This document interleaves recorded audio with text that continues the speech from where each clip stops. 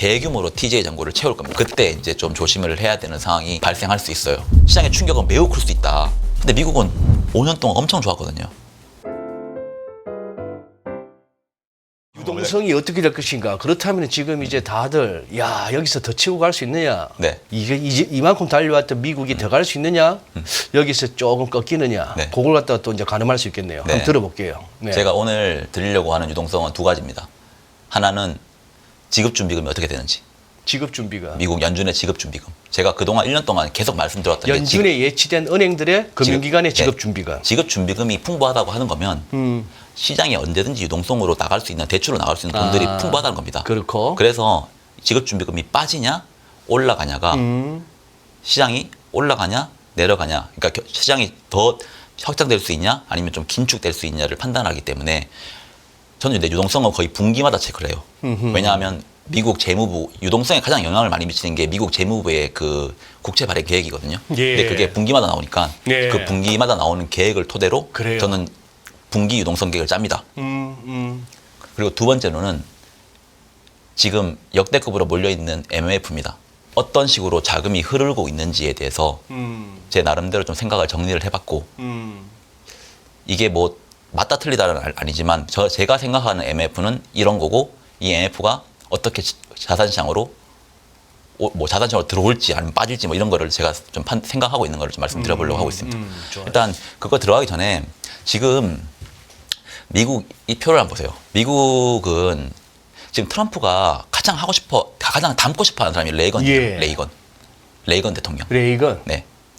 레이건이 그때 당 1980년대에서 90년도까지 이제 집권했는데 그때 미국 증시는 엄청 좋았어요. 그때 레이건이 했던 게 미국이 소련과 그때 냉전 시대였거든요. 네. 근데 그 냉전 시대에서 우위에 올라섰습니다. 그 방식 자체가 재정을 확장을 하고 금융을 긴축을 했습니다. 그러면 미국은 금리가 높은 상황에서도 강한 경제가 계속 유지가 될 수 있어요. 재정을 계속 완화를 해주니까. 네, 네. 그러면 경제가 강하고 금리가 높으면 해외에 있는 자본들이 막 들어와요. 그러면 그게 달러가 강세가 됩니다. 네. 달러가 강세가 되면 미국은 수입을 많이 하는 나라잖아요. 예. 그 수입을 할 수 있는 물가들이 다 안정화가 돼요. 그러니까 자기들은 통화가 강하니까, 통화가 비싸니까 뭐 다른 나라에서 사오는 건 싸게 사올 수 있는 거잖아요. 그러면 수입 물가가 안정이 돼요. 그러면서 물가는 안정이 되니까 또 금리를 막 이렇게 올리는 방향이 아니라 또 금리는 또 기준금리는 또 안정적으로 갈 수가 있어요. 네. 이게 그러면서 계속 경제는 호황지로 돕니다. 그러면 자본 유입과 성장과 이게 선순환이 계속 도는 방향이에요. 그게 네. 10년 동안 이루어졌던 겁니다. 예. 거의. 어허. 당시에 조지 소로스가 얘기했던 재기적 순환이라는 걸 보면 제위적. 예. 그 사람은 투자자니까 투자의 관점에서 이 경제랑 비슷하다고 하는 거예요. 항상 초기에는 기대가 있다. 그리고 그래서 매수를 한다. 그 매수를 하면 가격이 상승을 하고 가격이 상승하다 보면 사람들의 신념이 강화가 된다. 그러면 돈을 더 쏟아붓는다. 그러다가 거품이 형성이 되는 거고 그 거품이 언제 꺼질지 모른다. 근데 뭐 여러 가지 상황이 이렇게 설명 듣다 보니까 막 떠오르네요. 아, 그랬지. 근데 싶은 그 게. 거품이 언젠가 꺼진다. 그게 반전의 상황이 일어나면 뭔가. 그게 뭐 금융위기 때는 뭐가 부동산이 터졌고 닷컴 버블 때는 IT가 버블이 꺼졌고 네. 경제랑 투자랑 똑같다는 겁니다. 지금 미국이 잡고 있는 내러티브는 딱 하나예요. 우리는 성장이 매우 강한 나라고 우리는 이렇게 높은 금리에서도 절대 경기 침체로 빠지지 않는다. 뭘 빠지? 경기 침체에 빠지지 않는다. 우리나라로 다 가지고 돌아라. 그러니까 전 세계 돈들이 다 몰려 들어오잖아요, 지금. 예. 이런 상황에서는 전 세계에 풀려있던 달러들이 미국으로 집중됩니다. 예. 그러면 미국의 성장은 더 강해지고 다른 나라들은 더 안 좋아져요. 우리가 보면 닷컴 버블 때도 그랬고 뭐 아시아들은 막 터지고 있었잖아요. 근데 미국은 5년 동안 엄청 좋았거든요. 근데 전 이 5가지까지는 레이건 시대랑 미국의 정치가 제일 좋았던 시기를 보면 레이건 때랑 전 클린턴 때라 보거든요. 클린턴 할 때. 클린턴이 닷컴 버블을 만들었으니까. 근데 레이건과 클린턴의 가장 큰 차이점이 딱 하나 있어요. 뭐죠? 말년쯤에 둘 다 미국의 재정 적자는 줄여야 된다는 생각을 가지고 있었어요. 그런데 레이건은 재정 적자를 줄여야 된다 생각을 했지만 재정 적자를 계속 유지를 했어. 음흠. 클링턴은 98년 하반기부터 재정 흑자로 돌기 시작했습니다. 네, 그래요.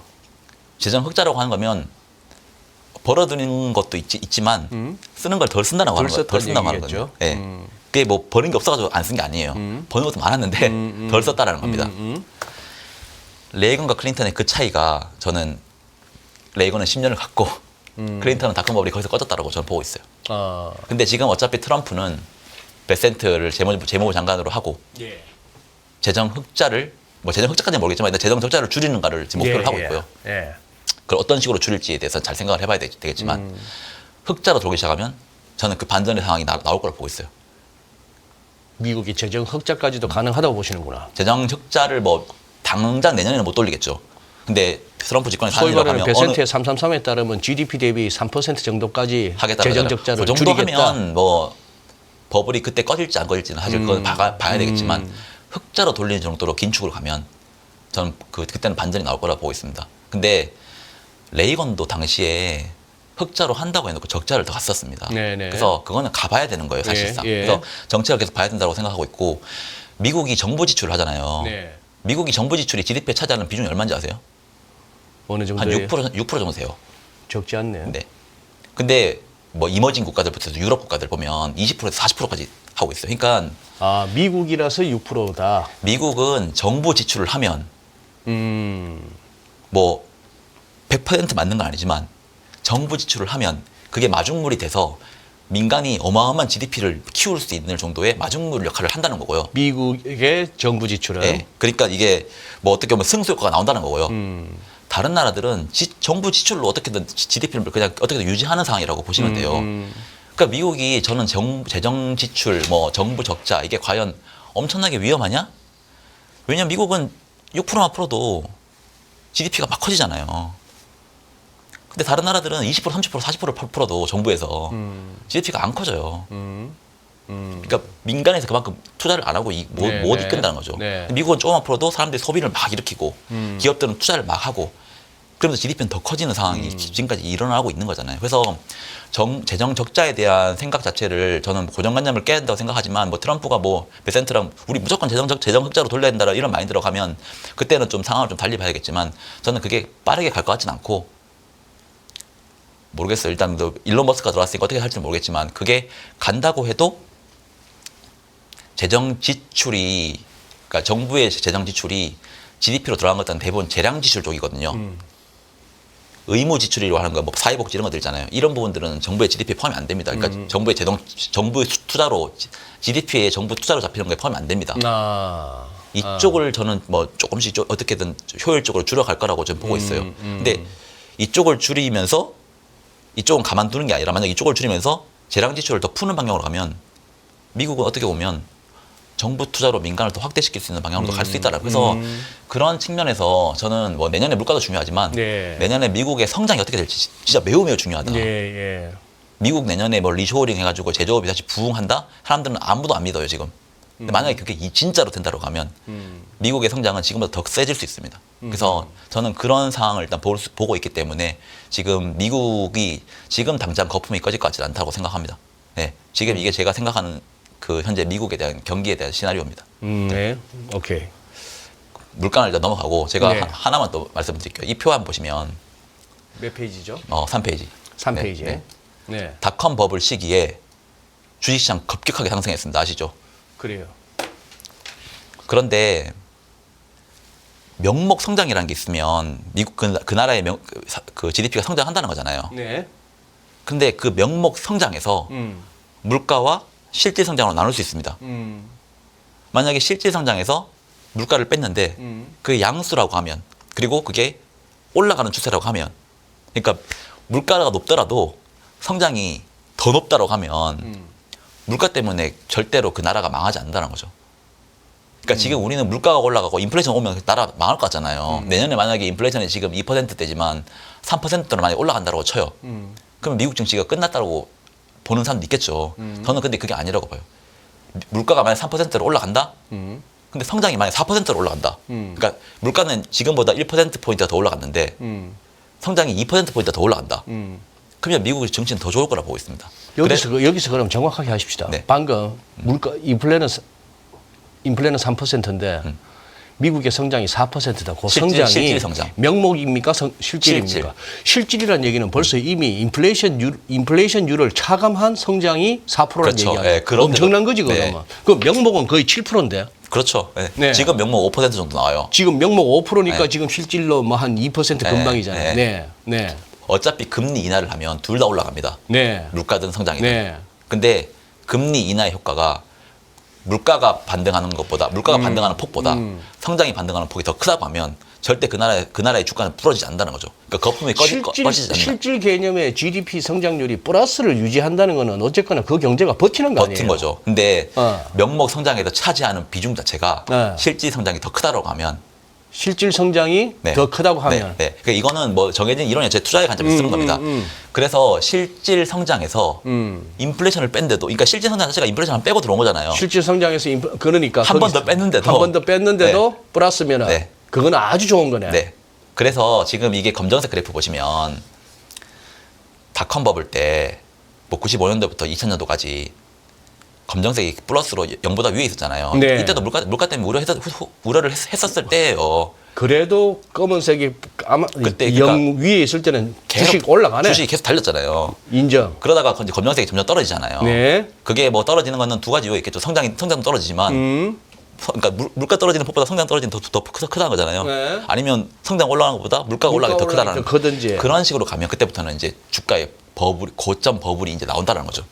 예. 좋아요. 아주 지금- 좋은 그림 차트네. 네. 지금 검정색 보면 이제 지금. 거의 0 정도 수준이에요. 0에서 조금 여기까지. 이게 내년에 만약에 위로 올라가는 방향으로 간다. 그럼 그렇게 걱정할 필요 없다고 봅니다. 그러면 빨간색의 더 올라갈 수 있다는 거죠. 빨간색의 저 주가 지수는 더 올라가는 거네. 네. 이게 지금 나스닥 그래프인데 예. 로그 차트로 그리면 훨씬 더 잘 나올 것 같긴 한데 사실 이때 닷컴 버블 때 엄청나게 많이 올랐습니다. 나스닥. 네. 99년도에 거의 400% 올랐습니다. 그때. 맞아요. 예. 예. 지금 보니까 아무것도 아닌 것 같지만 저거는 지금 이거는 이제 로그로 안 예, 그리고 예. 그냥 그래서 그런데 하여튼 지금은 그때랑 비교하면 오른 것도 아니라는 거죠.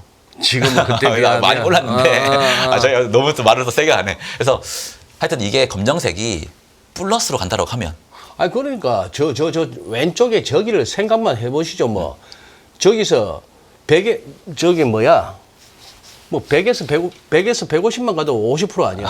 그렇죠, 그렇죠. 왼쪽은. 네, 그렇죠. 근데 지금 이쪽은 지금 뭐 네. 그래 맞아요. 무슨 그래서 말인지 알겠고. 내년에 물가가 성장보다 더 많이 올라갈 거라고 보면 제가 말하기 반대로 갑니다. 그러니까 제가 뭐 이게 말을 해도 저는 계속 보고 있으니까 저는 생각을 내일도 바꿀 수 있습니다. 그래요, 근데 그래요. 저는 일단 검정색이 올라갈 거라고 봅니다. 올라갈 것으로 본다. 금리 인하에 대한 효과가 물가가 올라가는 폭보다 성장이 올라가는 폭이 더 클 수 있다고 보는 거죠. 그렇게 본다. 최소 내년은. 네. 그래서 그런 측면으로 저는 일단 보고 있습니다. 네. 그리고 제가 뭐 혹시 까먹을 수 있으니까 지급 준비금 미리 말씀 한번 드리고 그러시죠. 갈게요. 예. 이게 지급 준비금 소장님도 잘 아시겠지만 미국 대차대조표는 자산을 부채와 자본으로 나눠집니다. 근데 자본금은 거의 없어요. 그래서 자산 이꼴 부채 같이 움직임이 거의 같이 움직인다고 보시면 돼요. 자산에 들어가는 게 뭐냐고 하면 소마 계정이라고 하는 국채 포트폴리오, 국채 MBS 포트폴리오, 그리고 대출, BTFP 대출. 예. 그러니까 국채를 많이 사거나 BTFP 대출을 많이 풀어주면 자산이 커집니다. 그게 양적 완화. 자산이 커지면 부채의 어느 일정 부분이 커져야 돼요. 그래요? 그게 지급 준비금이 커지면 유동성이 매우 좋다. 볼 수 있는 거고 순유동성이 좋다. 근데 자산이 커지는 게 대부분 영레포나 RRP로 들어가 있으면 이거는 뭐 양적 완화 효과가 없다라는 겁니다. 거의. 그렇죠. 네, 돈이 다 RRP에 돈이 다 들어가 있는 거니까. 그래서 연준한테 받은 돈을 또 연준에다 박아놓고 그 이자 따먹게 하는 예, 거니까. 이자 따먹게 하는 거니까.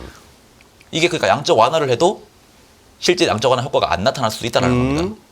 2022년 6월 달까지 연준은 양적 완화를 했어요. 예. 근데 2022년 장 폭락했잖아요.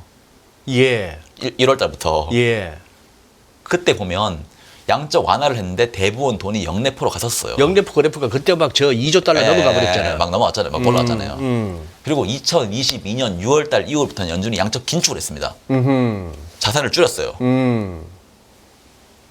그런데 2022년 6월달부터 바로는 아니지만 2022년부터 지금까지 계속 양적 긴축을 하고 있잖아요. 큐티를 하고 있지. 예. 그런데 장은 지금 2023년, 2024년 엄청 좋았잖아요. 매일 저도 확인하다 보니 그 기간 동안에 영내포는 이어서 2조 4천억 달러에서부터 쭉 네. 내려 지금 3천억 달러, 2천억 네. 달러까지 내려왔잖아요. 맞아요. 2조 달러 넘게 네. 줄어들었잖아요. 네. 그만큼이 뭔가 시장으로 들어왔다는 얘기죠. 네. 그래서 양적 예. 긴축을 한 게 자산시장에 아무런 영향을 못 줬다는 겁니다. 그러니까 네. 양적 큐티 하면 뭐 주식 빠질 거야 했던 쫄았던 게 바보가 된 거지. 그렇죠. 그 결국은 유동성인데 우리가 결국은- 맨날 연준 쳐다보고 무슨 QE냐 QT냐 이러고 있는데 네. 그 양적 완화를 했는데 2022년에는 지급준비금이 줄어들었고 당시에 양적 긴축을 했는데 지급준비금이 늘었다는 겁니다.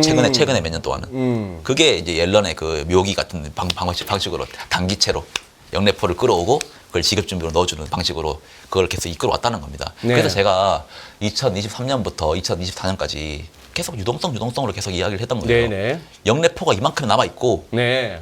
옐런은 계속 단기채를 푼다고 하고 그럼 지급준비금이 그렇게 빠지지 않을 것 같고 그럼 장이 흔들 때마다 사면 괜찮을 것 같다라는 게 제 생각이었어요. 그런데 이제 그 영내포가 이제 1,800억 정도?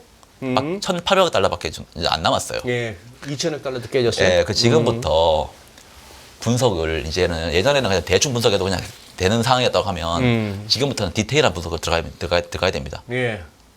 그러면 제가 한번 말씀드려볼게요. 이게 2025년 1분기 미국 재무부는 일단 그 자기들이 국채를 어떻게 발행할지에 대한 계획을 발표했어요. 내년에. 예. 그걸 1월 말에 또 바꿀 수는 있지만 일단은 단기 국채는 3,740억 달러 발행하기로 했고 장기 국채는 4,490억 정도 발행을 하기로 일단 계획을 했습니다. 네. 그리고 TGA라고 하는 재무부 현금 잔고라는 게 있어요. 그거를 올해 연말까지는 7천억 달러까지 줄일 거지만 내년 1분기 말에는 8,500억 달러까지 올리겠다라는 게 걔들의 계획입니다. 그러면 이제 그리고 지금 연준은 양적 긴축을 계속 하고 있어요. 네. 그러면 이거를 좀 종합을 한번 해보면 오케이. 시나리오 여기 보시면 양적 긴축 물량 3개월치는 지급준비금의 악재입니다. 일단 천천히 갑시다. 천천히. 예, 양적 긴축 물량이 월간 600억 달러 정도 하거든요. 월 600억 달러. 네, 근데 이게 다 매달 600억 달러는 거의 못 하더라고요. 보니까 450억에서 500억 정도 합니다. 그래서 일단은 얼추 5, 35, 1,500 달러 1,500억 달러 정도 치고. 예, 이게 일단 유동성에는 안 좋다. 안 좋다. 네. TGA는 올해 연말까지는 7천억 달러까지 유지를 하고 내년 3월달 말 내년 1분기 말에는 8,500억 달러를 올릴 거다. 또 1,500 달러 더 더 안 좋다. 재무부 네, 재무부도 금고로 돈 돈이 채울 거다. 빨려 들어가네. 네. 그러면 여기도 1,500억 달러 안 좋다. 현재 1,500 해서 3천억 달러 네. 빨려나가. 빨려나가. 예, 오케이. 빨려나가. 시장에서 빨려나가. 네. 그리고 BTFP 내년 3월달 되면 종료됩니다. BTFP라고 해서 예전에 소형은행들 살려주려고 연준에서 풀어준 그 대출들 있잖아요. 그래서 위에 보면 제가 대출이 많아지면 자산이 커지는 걸 했잖아요. 연준의 자산이 커진다. BTFP가 많이 풀리면. 근데 BTFP가 다 이제 대출이 상환이 되면 연준의 자산은 줄어들 거 아니에요. 지금 한 500억 달러, 560억 달러 정도 남았어요. 남았어요. 그거 내년 3월 달 안에 다 소진됩니다. 그러면 그것도 이거 긴치요. 3,000에서 3,500억 달러가 빨려나가. 빨려나가. 아우 씨. 걱정이 팍 되네. 확대죠. 어. 일단 근데 1분기 때 단기채를 3,740억 달러 발행하기로 했어요. 네. 단기채를 발행을 하면 영내포 자금을 다 끌어올 수 있어요. 일단 영내포 자금을 끌어와서 끌어온 자금을 TJ로 다 넣어주고 지급준비금으로 넣어주는 개념이에요. 그럼 영내포가 TJ로 들어왔다가 TJ에서 지급준비금으로 넣어줄 거기 때문에 이거는 유동성의 호재. 호재. 예. 근데 영내포가 지금 1,800억 달러밖에 안 남았습니다. 아까 3,500억 달러가 빨려나가는데 지금 이제 뭐 1,800억은 모질해지. 그러니까 뭐 연말 돼가지고 뭐 한 3천억 달러 남으면 모르겠지만 글쎄. 일단 1,800억 달러 남아있기 네. 때문에 다 소진한다고 해도 1,800억 달러예요. 글쎄. 예. 근데 이렇게 종합을 해보면 해보면 더하기 빼기 한번 해보시면 어쨌거나 일단 내년 1분기에 준비금이 좀, 안 좋아져요. 좀 유동성은 안 좋아지네. 네, 안 좋아져요. 매우 조심해야 되는데 그것도 트럼프 대통령 두 번째로 딱 취임해서 폼 잡아야 될 시점에 그렇죠. 그런데 여기 한 가지 변수가 있습니다. 뭐? 1월 1일 날 미국 정부는 부채 한도 협상이라는 걸 해요. 아, 예. 부채를 우리가 얼마 지금 이미 35조 달러 지금 하고 쓰고 네, 있잖아요. 네, 이걸 네. 더 올리겠다는 걸 협상을 해야 돼요. 예, 예. 1월 1일 협상 절대 안 될 것 같거든요. 저는. 1월 1일 날 놀아야지. 뭐 한국이나, 놀긴 놀아야죠. 미국이나. 일단 트럼프 행정부 시작도 안 했고. 글쎄. 그걸 넘길 것 같아요. 다음 행정부. 1월 1일 날 협상이 안 되면 3개월 유예 기간이 있어요. 네. 그러면 4월 달까지만 협상하면 돼요. 내년 4월, 내년 4월. 음. 그 사이에 협상 되겠죠. 협상이 안 되면 재무부는 어쩔 수 없이 우리의 계획은 1분기 말까지 8,500억 달러까지 TJ를 올리는 거지만 그걸 쓸 수밖에 없습니다. 왜냐하면 없지 부채 뭐. 찍어가지고 할 수가 글쎄. 없으니까 추가적으로 할 수가 없으니까 그러면 그럼. 위에서 나왔던 TJ 충전량이 일단 없어집니다. 원래는 1,500억 달러를 더 올리는 게 유동성을 긴축되는 거잖아요. 근데 부채 한도 협상이 안 되면 일단 그걸 채우지 않을 뿐더러 그걸 더 써요. 그러면 돈이 시장으로 계속 들어갑니다. 그래서 양적 기축 물량 3개월, BTFP 소진 해봤자 2천억 달러 정도 되거든요. 그거를 그냥 TJ에서 다 쓸 수 오케이. 있다는 거예요. 오케이. TJ 지금 7천억 달러 정도, 지금은 한 8천억 달러 있는데 어차피 12월 말 되면 7천억 달러 있을 거거든요. 그 2천억 달러는 TJ에서 쓴다는 겁니다. 그러면 그 역내포 소진하고 그러면 준비금이 더 늘어날 수 있는 가능성이 있다는 겁니다. 이거는. 그래서 시나리오, 기본 베이스 시나리오, 옐런 있잖아 베이스 시나리오는 지급 준비금의 악재였는데 돌발 상황으로 준비금 부채 한도 협상이 안 된다. 그러면 지급 준비금이 호재일 수가 있다는 겁니다. 부채 한도 협상이 안 되면 뭐 뉴스 헤드라인에 또 막 이야기 나올 거거든요. 그럼 변동성이 커질 거 아니에요. 근데 안 되면 안 될수록 빠질 때마다 사놓으면 유동성 계속 들어갈 거니까 사실 1분기 때는 어떻게 보면 변동성 장세에 매수해도 된다는 뷰가 저는 있다는 거예요. 부채 협상 안 될 이유가 뭐 있어요? 대통령 공화당이겠다. 상원 하원 공화당이겠다. 아직 시작 안 했잖아요. 어? 아직은 시작 안 했잖아. 1월 1일 날은 날이잖아. 그래서 3개월 유예 기간 중에 어느 순간이 돼요. 글쎄. 그래서 제가 3번 써놨어요. 이게 영래포랑 TJ 잔고 계속 이제 소진될 거거든요. 내년부터 해가지고. 근데 어느 순간에 부채 한도 협상이 딱 되질 거 아니에요. 되면 재무부는 대규모로 TJ 잔고를 채울 겁니다. 자기들 재무부 현금 잔고를 채울 거예요. 국채 발행해가지고 네, 최소한 8,500억 달러까지 채울 겁니다. 채운다. 빨려 들어가네. 네. 시중에서. 그때 이제 좀 조심을 해야 되는 상황이 발생할 수 있어요.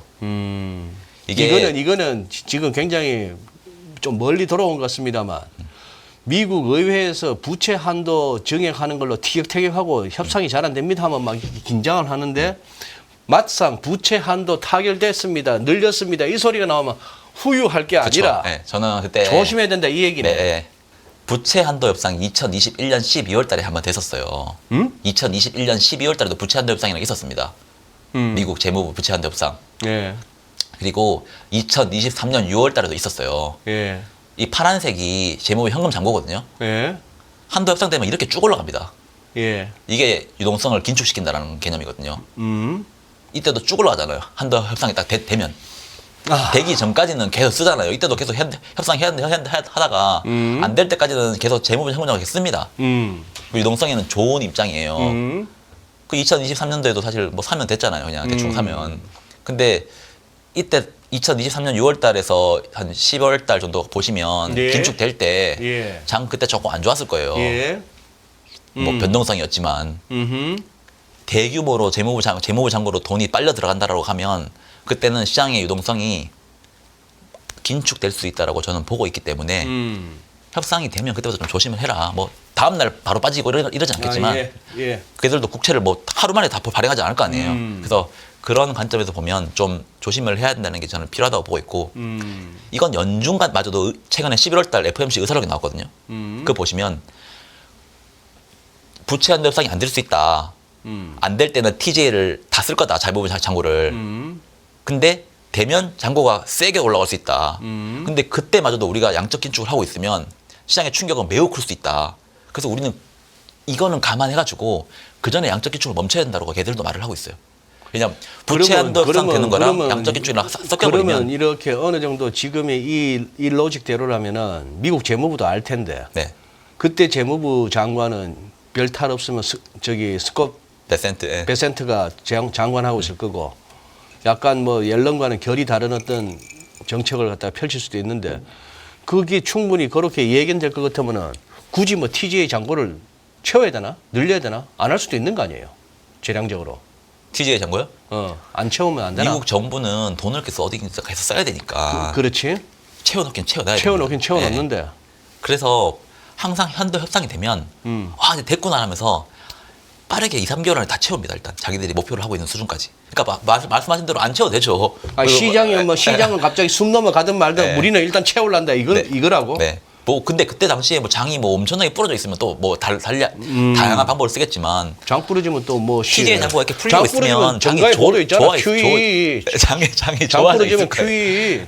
그래서 긴축적인 거를 굳이 지금 이 정도까지 해도 된다라고 자기들 판단이 되면 하는 거예요, 그냥. 근데 잔고가 거의 0까지 되어 있으면 항상 재무부는 잔고를 일정 수준 유지하면서 가거든요. 네, 그래야겠죠. 왜냐하면 갑자기 돈이 또 필요할 수가 있는 거니까. 그런데 그게 그러면 뭐 그게 아니라고 했을 때는 리스크가 있기 때문에 현재 협상이 되면 자기들이 또 잔고가 거의 없는 수준이라고 하면 일정 수준까지 채울 거예요. 그러니까 1분기 때도 사실 8,500달러까지 옐런은 지금 채운다고 하는 거잖아요. 그게 될지 안 될지는 지금 봐야 되겠지만 협상이 되면 최소한 그까지는 채울 거라 보고 있습니다. 베센트는 더 많이 채울지 안 채울지는 모르겠지만. 그러면 만약에 지금 7,000달러에서 8,500달러 채우는 거는 1,500원만 채우는 거지만 쓰다가 막 거의 0대 있어. 근데 그거를 8,500달러 채운다고 하면 그건 어마어마한 돈이거든요. 그래요. 그래서 연준마저도 그걸 우려하기 때문에 만약에 이런 시나리오로 간다고 하면 양적 긴축은 그 전에 우리도 멈춰야 된다라고 걔네들도 우려를 하고 있는 겁니다. 유동성은 갑자기 부러지면 우려는 우려를 일으키고 레버리지가 언라인딩 되면서 시장에 갑자기 충격이 와버리면 자기들도 주체가 안 될 수 있거든요. 그래서 항상 그거를 좀 조절해가면서 하려고 하는 생각은 연준도 하고 있고 재무부도 하고 있고 네, 다 하고 있습니다. 네. 요 대목에서 채팅창 하나 읽을게요. 네네. 역사 읽는 남자님께서 미국 장이 부러지는 건 엄청난 호재 같네요. QE를 한다니. 세상이 이렇게 됐습니다. 미국 뭔 걱정이 있냐. 무슨 버블이 터지든지 경기 침체가 오든지 뭐 하면은 또 QE랍시고 또 달러 찍어내면 될 거 아닌가라는 이게 지금 제가 봐서 역사 읽는 남자님이 그렇게 되기 때문에 호재라기보다는 이거는 굉장히 이 역설적인 그동안에 금융위기 이후 코로나 이후 이 시대에 대한 어떤 해악이고 풍자인데 저는 비판이신데 미국이 이렇게 지금 헤게모니 싸움을 하고 있을 때는 절대로 그렇게 금리 인하를 통해 가지고 경기 부양을 하는 방식으로 안 갈 거라고 보고 있어요. 물론 자기들이 막 최악의 상황으로 가면 하겠죠. 그런데 그렇게 하는 순간 돈이 전 세계로 팔려 나갑니다. 다 이렇게 퍼져 나갑니다. 그러면 지금 이 헤게모니 싸움에서 질 수 있어요. 그러니까 미국은 살릴 수 있어도 다른 나라들이 더 올라오면서 돈이 지금 풀려 나간다. 네. 달러 약세. 네, 달러 약세. 그걸 트럼프가 싫어하는 게 좋아하는 게. 최대한 자기는 달러 약세를 가지고 자기들한테 유리한 방향으로만 쓰려고 하겠죠. 최대한. 근데 그게 쉽지 않을 거라고 보고 있습니다. 레이건도 그랬고 이게 금리 인하를 하는데 그러니까 달러 약세를 만들려고 하면서 자기들은 결국은 이렇게 수출 잘하고자 그런 개념이거든요. 근데 그러면 미국으로 좋아지는 것보다 다른 나라가 훨씬 더 좋아질 가능성이 높아요. 그래서 자기들은 지금 지금 그 트럼프 같은 경우에는 헤게모니도 잡고 재정 흑자도 내고 무역 수지 흑자도 내고 뭐 다 흑자 내겠다 이거거든요. 근데 이 삼박자가 다 맞추기 쉽지 않습니다. 근데 뭐 베센트가 뭐 엄청 천재적인 방식으로 뭐 그걸 만들어내면 모르겠지만 레이건도 당시에 그걸 실패했고 실패했다기보다는 이제 그거를 뭐 수용을 안 하고 우리가 지금 그 현재 상황에서 우리가 처음에 생각했던 재정 뭐 무역 수지 적자, 재정 적자 이게 화폐 약세로 이어지는 그런 고정관념이라는 거를 자기들은 그걸 저는 레이건 같은 경우는 깼다고 보고 있고요. 트럼프 행정부는 아직까지는 우리는 할 수 있다라고 생각을 아직까지는 하는 것 같아요. 근데 그거는 좀 지켜봐야 될 필요가 있을 것 같아요. 이게 화폐 약세가 되고 뭐 그게 환율 상승으로 이고 나라가 안 좋아지고 뭐 그게 우리는 그러니까 결국은 무역 적자가 경기 침체랑 같다 이런 개념이거든요. 근데 그게 레이건 시절 때 보면 아니었다는 거죠. 네, 그래서 그런 관점에서 한번 보시면 될 것 같아요. 그리고 이거는 제가 말씀드릴까 말까 하다가 뭐가 겁이 나서? 그 가상화폐를 좀 이야기를 드리려고. 가상화폐. 네. 그거 한번 들어봅시다. 뭐 여러 가지 요즘 막 미국은 가설이 막 등장하니까. 가설. 미국은 지금 채권을 사줄 사람이 있냐 없냐를 가지고 미국 채권을 사줄 사람이. 네. 수요가 있냐 없냐를 가지고 사람들 왈가왈부를 많이 합니다. 미국채에 대한 불안 심리가 커지면 커질수록 미국 금리는 올라갑니다. 아무도 안 사니까.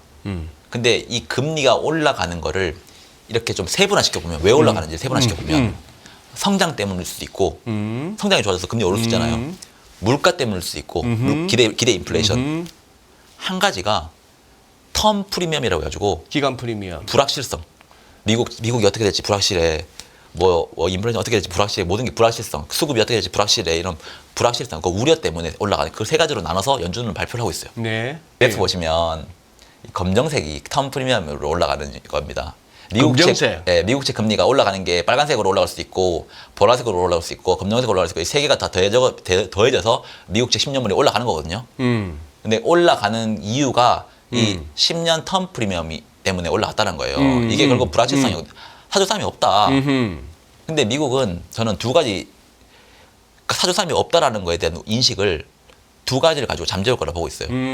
첫 번째는 은행이에요. 은행. 미국 은행은 그 그러니까 재작년부터 해가지고 걔네들은 거의 예금을 안 받았습니다. 거의 디마케팅 수준으로. 예금을 받으면 대출을 해주거나 국채를 사요. 그 돈으로. 근데 미국 은행은 예금을 거의 안 받았습니다. 그게 은행들이 앞으로 금리를 올리면 경기 침체가 올 수 있다는 거에 대한 확실한 뷰가 있어서 그랬을 수도 있지만 네. 정부에서 예금을 받지 말라고 SLR이라는 규제를 했어요. 니네가 예금을 이만큼 받으면, 그러니까 자산이 이만큼 커지면 그만큼의 자본금을 채워라. 글쎄. 그 규제를 막 줘버렸어요. 네. 코로나 때 그걸 완화시켜줬었는데 그거를 규제를 다 줘버렸고 그러면서 은행들은 예금을 안 받았거든요. 그러면서 뭐 대출도 안 나오고 국채도 안 사고 그랬던 거예요. 예. 근데 그 규제를 만약에 풀어준다? 그러면 은행들은 일단 예금을 받을 수 있어요. 그렇지. 예금을 받으면 그걸로 대출도 해. 대출을 해줄 수 있고 국채를 살 수 있어요. 어? 은행들이 지금 예금을 받을 니즈가 있냐 없냐 뭐 그거는 뭐 은행마다 다르겠지만 사실 은행은 지금 아비트라지가 가능해. 예금을 많이 받았어요. 예금을 지금 뭐 예를 들어 4%를 받았어. 근데 은행들은 항상 그 연준의 지급준비금에 돈을 넣을 수 있거든요. IORB라고 해서 그 금리를 받으면서 연준에다 돈을 이렇게 맡길 수 있거든요. 그거 초과 지준. 초과 지준. 그게 몇 프로인데? 그게 지금 미국 기준금리 상단보다 CPP 아래예요. 그러니까 미국 지금 기준 4.75잖아요. 지금 3.75죠. 4.75. 미국 기준금리 상단. 내가 지금 미국 걸 얘기하나 한국 거. 그래 5.5에서 그러니까 지금 5.5에서 5 왔다가 지금 네. 4.75지. 4.7인데 4.65네. 네. 4%짜리 예금 받아갖고 4.65 남기면 지금- 앉아갖고 0.65 그러니까 예. 그래서 예금 안 받을 이유가 없다는 거죠. SLR 규제만 풀어주면. 프로만 주면 예. 그러니까 이게 지금 미국 은행들 같은 경우는 예금이 1%도 안 돼요. 그러니까 완전 디마케팅 하고 있는 거예요. 안 받겠다고. 안 받겠다고 해도 돈이 들어와요. 막 그냥 1%라도 나는 넣겠다라고 하는 사람이 있으니까. 그렇지. 근데 만약에 그걸 풀어준다? 어? 그러면 얘들은 안 할 이유가 없다는 거죠. 그리고 대출도 지금 뭐 어떻게 보면 안전한데 해줄 수 있을 수 있는 거잖아요. 그동안 대출을 줄여놨으니까 또 많이 안 해줬거든요. 그래서 미국이 SLR 규제를 풀어준다고 하는 거면 산업을 대출을 확장시켜서 산업을 살리겠다라는 정부의 니즈가 있거나 네. 국채를 사라고 하는 정부의 강한 니즈가 강한 암묵적인 지시가 있거나 이거거든요. 그 은행을 통해서 살 수 있어요. 일단. 그리고 지금 트럼프는 사실 가상화폐 프레지던트라고 불리거든요. 뭐 비트코인 프레지던트. 스테이블 코인이라는 게 있습니다. 스테이블 코인. 네, 그게 핵심이다. 1코인 뭐 1달러 이꼴 1 스테이블 코인. 네, 그거 담보로 미국채 가져가잖아요. 그거 만약에 규제를 완화시켜 준다. 그 시장 자체를. 그러면 미국채에 대한 수요는 어마어마하게 들어올 수 있습니다. 이 코인, 그 비스테이블 코인 시장 자체가 이쪽으로 돈이 많이 들어올 수만 있다고 하면 그걸로 미국채를 살 수가 있는 거죠. 스테이블 코인으로. 네. 스테이블 코인 하나가 1달러 하나니까. 그게 테더라는 회사가 지금 그렇게 돼 있거든요. 근데 저 깜짝 놀랐던 게 있는데 테더가 올해 3분기 기준으로 얘들은 자산이 1,000억 달러밖에 안 돼요. 근데 올해 번 돈이 1,000억? 예, 1,000억 자산? 예, 자산. 1,000억, 조 10조, 100조. 돈 번 게 180조. 70억 달러예요. 올해 네? 70억 달러를 벌었더라고. 7조 이상. 7, 8조를 벌었어요. 어. 근데 블랙락이 AUM이 11조입니다. 11조 5천억 달러. 근데 올해 번 돈이 57억 달러야. 그러니까 블랙락보다 돈을 많이 벌었어요. 그러니까 저는 이제 깜짝 놀란 게 테더라는 회사는 받아가지고 미국채 사가지고 하는 거잖아요. 그 아비트라지만 먹는 거잖아요. 그 가입한 사람이랑 그 금리 차. 뭐 어떻게 돈을 벌었지만 이게 생각이 들더라고. 그러니까 확장만 시켜주면 이쪽은 어마어마하게 자기들은 안 할 이유가 없다는 거죠. 근데 만약에 이거를 빅테크들도 똑같이 스테이블 코인을 발행할 수 있도록 해준다. 뭐 테슬라 너 스테이블 코인 발행해. 원래는 조달을 주식 조달하거나 채권 조달밖에 안 되잖아요. 근데 스테이블 코인 조달하는데 받은 돈으로 미국채를 사. 테슬라가 이걸 해가지고 가입한 사람들은 테슬라의 그 자기들 그 살 수 있는 걸 다 할 수 있도록만 할 수 있도록 하고 이 사람들은 테슬라가 망해도 미국채 담보를 가지고 있으니까 더 안전하고 테슬라는 이걸 받아가지고 미국채를 사지만 지금 테더의 그 수익 구조를 보면 이거 얼마든지 수익 낼 수 있는 구조거든요. 그럼 빅테크한테 그 규제만 열어준다고 하면 미국채 수요는 어마어마하게 들어올 수 있습니다. 얘들이 스테이블 코인을 엄청나게 키울 수 있기 때문에. 그러니까 테더를 살릴 수 있겠지만 빅테크한테 스테이블 코인에 대한 이 그 비즈니스 사업권을 주면 엄청나게 할 수 있다는 거죠.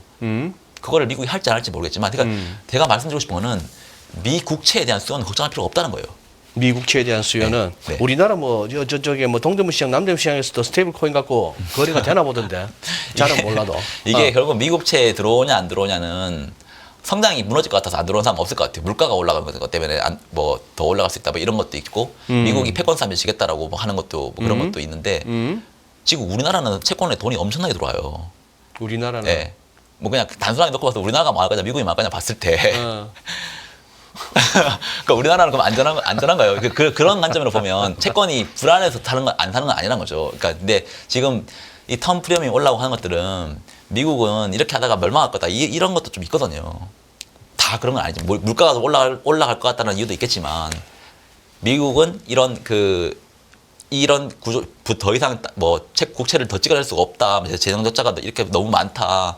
미국은 부채가 이만큼 GDP 대비해서 지금 120%가 있는데 재정 적자를 그러니까 부채 비율이 더 올라가면 안 된다. 뭐 이런 모든 일들이 있거든요. 근데 그런 것들이 생각보다 성장이 이렇게 올라가 버리면 아무 문제가 안 될 수 있다는 겁니다. 지금은 우려하지만 나중에 넣고 보면 그게 미국 부채 비율에 대한 우려는 과거 20년 동안 항상 있었습니다. 왜냐하면 부채가 계속 커지는 나라였으니까.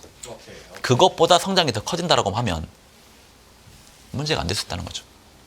그때는 미국채를 못 사서 안 달릴 수 있다는 거죠. 그럼 살 결론을 내봅시다. 네. 아니 이제 지금 결론 내는 가운데도 오늘 1시간 꽉 채울 것 같은데 아무래도 그 사이에도 지금 뭐 얘기하다 보면 또 격가지로 몇 가지가 더 나올 수가 있는데. MF는 말씀 못 들었네.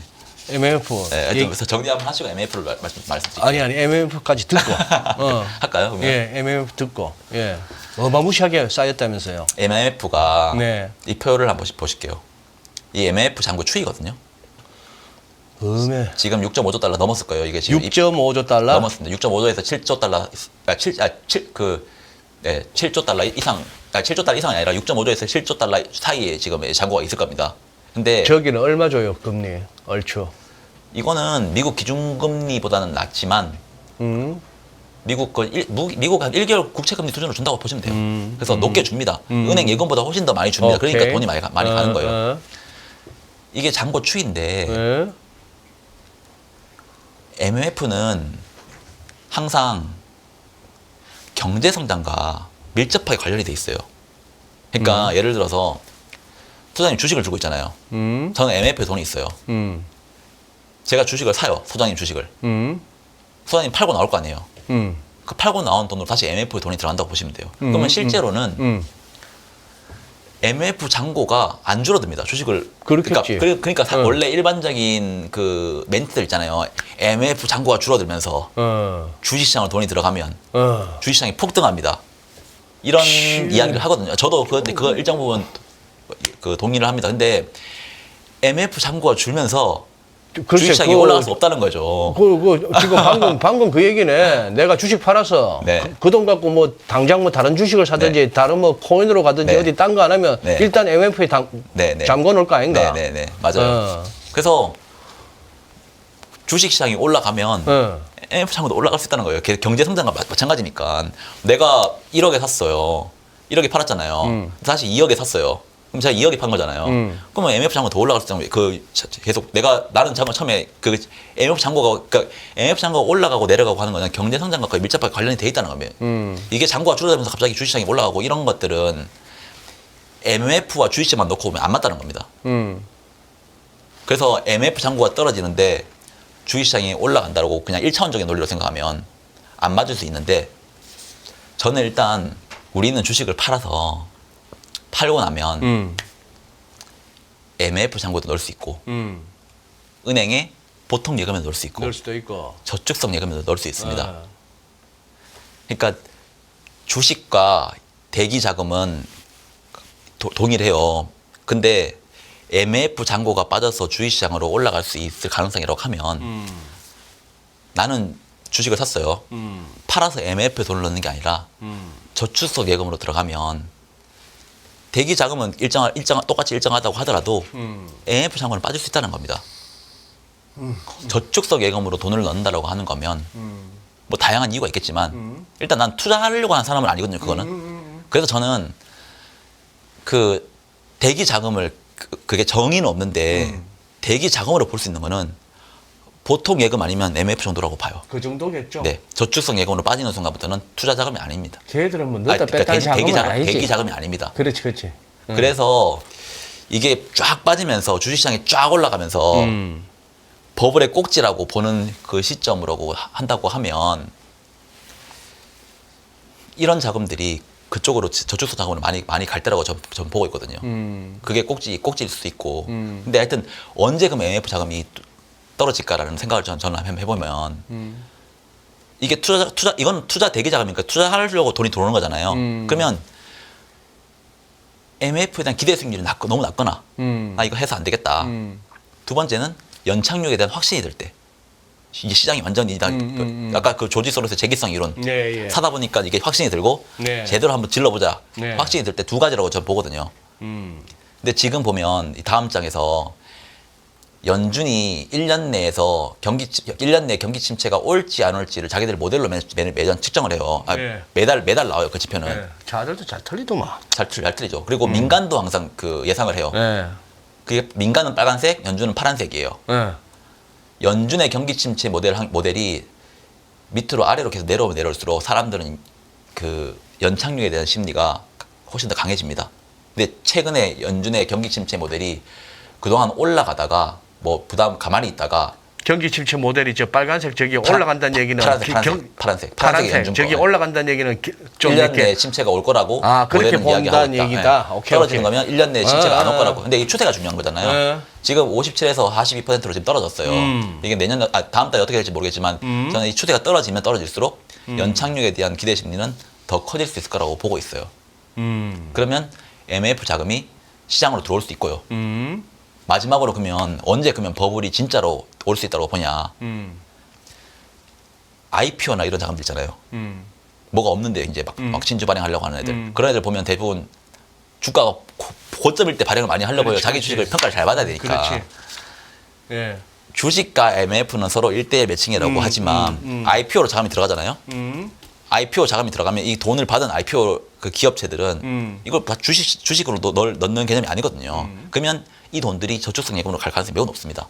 그렇게 조달한 자금들은. 그러면 그게 보통 그때 저는 꼭지라고 보고 있고요. 지금 이 IPO, 그러니까 신주 발행 금액을 90년부터 들고 왔는데 이때가 닷컴 버블 시기, 이때가 금융위기 시기, 이때가 2000년 그 코로나 이후에 그때 다 신주 발행이 그때 많아졌었어요. 예. 지금 근데 아직까지는 IPO 발행 많이 없습니다. 지금 미국 얘기죠. 미국. 예. 그래서 시장의 버블은 항상 투기 심리와 IPO 신주 발행이 결합될 때 저는 폭발한다고 보고 있고요.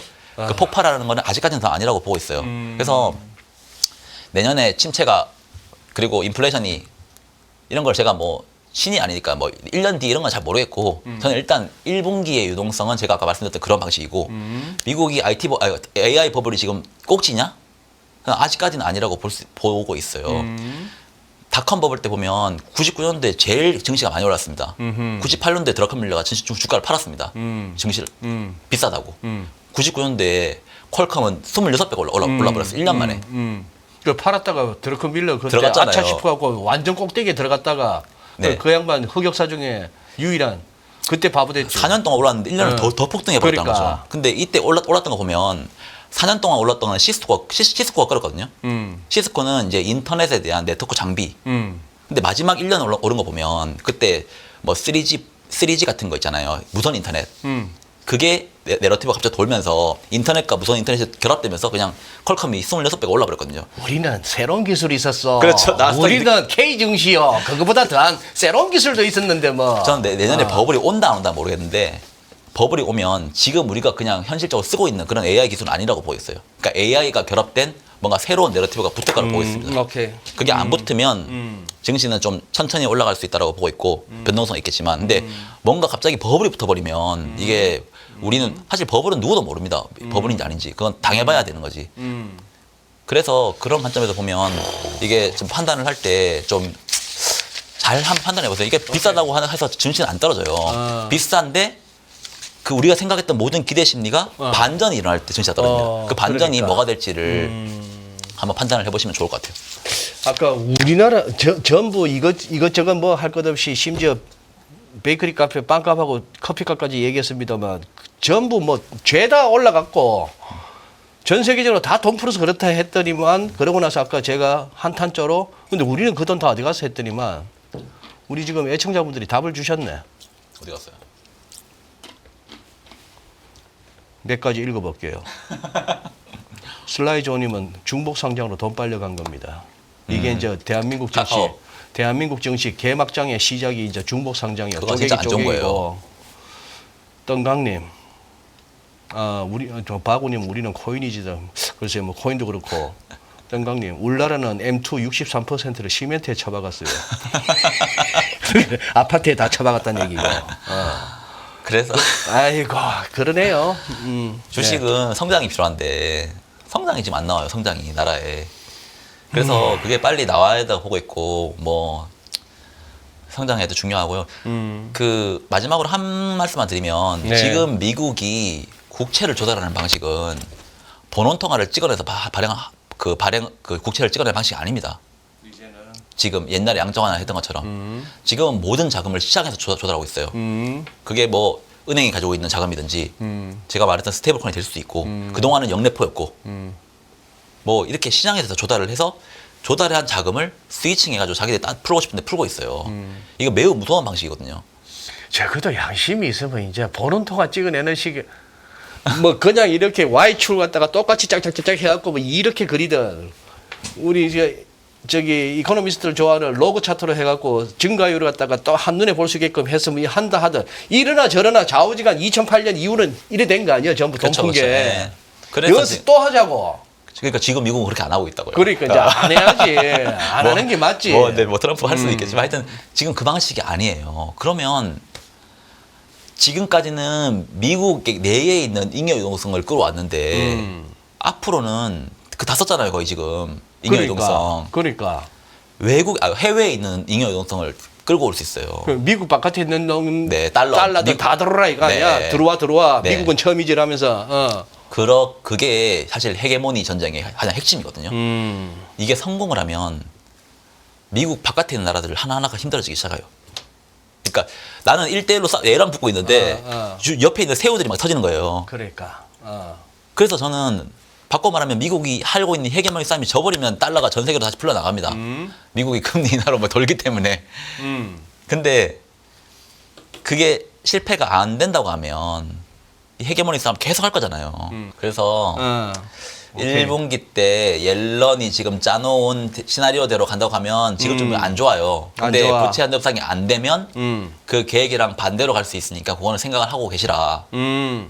그리고 이제 하다가 보니까 트럼프가 뭐 지금 레드 스윕이잖아요. 부채 한도 협상이 빨리 될 수 있거든요. 그렇게 되면 협상이 된다라고 하면 그때 좀 조심해라. 오케이. 네, 그 정도. 그 정도로 지금은 뭐 단기적인 뷰는 생각하고 있고 미국의 버블은 AI 버블은 IPO 시장을 보면 아직까지 아닌 것 같다. 그리고 MF 시장은 여전히 지금 대기 자금이다. 이 대기 자금이 대기를 안 하려고 하는 자금으로 빠진다고 했을 때는 뭐 그때는 뭐 좀 조심해야 된다. 자, 오늘도 열정적인 또 성상현 과장의 강의를 들으면서 저와 우리 인포맥스 라이브 애청자분들은 1시간 동안 거의 지적 고문을 당했습니다. 네, 그래요. 고맙습니다. 네, 고맙습니다. 자, 숨을 잘 쉬시고. 네. 네.